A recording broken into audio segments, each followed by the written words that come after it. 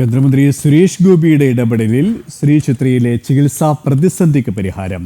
അമൃത് ഫാർമസിയുമായി കരാറിൽ ഏർപ്പെട്ട് ഉപകരണങ്ങൾ എത്തിക്കാൻ നീക്കം.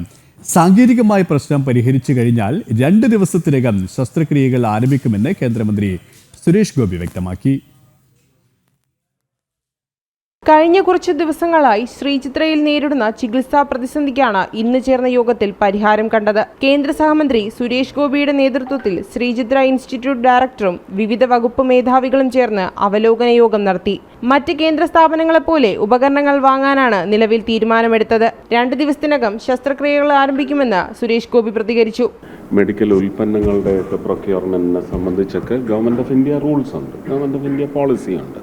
അതൊട്ടും ഫ്ലൗട്ട് ചെയ്യാതെ ഉള്ള രീതി അവലംബിച്ചുകൊണ്ട് തന്നെ ഈ പറയുന്ന കാലതാമസം ഒരു ഡെലിവറൻസിൽ എന്താണോ ഒരു ഡെസിഗ്നേറ്റഡ് ഡെലിവറൻസ്, അത് ഒരു വീഴ്ചയും വരാതെ പേഷ്യൻസിനൊന്നും ഒരു രീതിയിലും ഉപദ്രവം ഏൽപ്പിക്കാത്ത തരത്തിൽ റിവൈവ് ചെയ്യാനുള്ള എല്ലാ നിശ്ചയങ്ങളും ആയിട്ടുണ്ട്.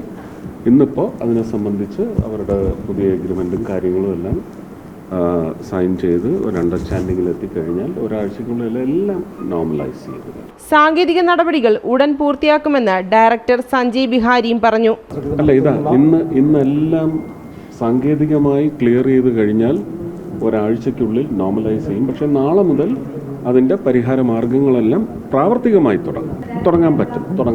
അതിനെ സംബന്ധിച്ച് നാളെ മുതലല്ല, നാളെ മറ്റന്നാൾ കൊണ്ട് സപ്ലൈസ് വന്നു കഴിഞ്ഞാൽ തുടങ്ങാൻ പറ്റും. ശ്രീചിത്രയിലെ ചികിത്സാ പ്രതിസന്ധി പുറം ലോകം അറിഞ്ഞതോടെ വിഷയം അടിയന്തരമായി ചർച്ച ചെയ്യാൻ ശസ്ത്രക്രിയകൾ നിർത്തിവെച്ച് ബോർഡ് യോഗം ചേരാനും തീരുമാനിച്ചു. തുടർന്ന് കേന്ദ്രമന്ത്രി സുരേഷ് ഗോപി വിഷയത്തിൽ ഇടപെട്ട് പരിഹാരം കണ്ടെത്തുകയായിരുന്നു.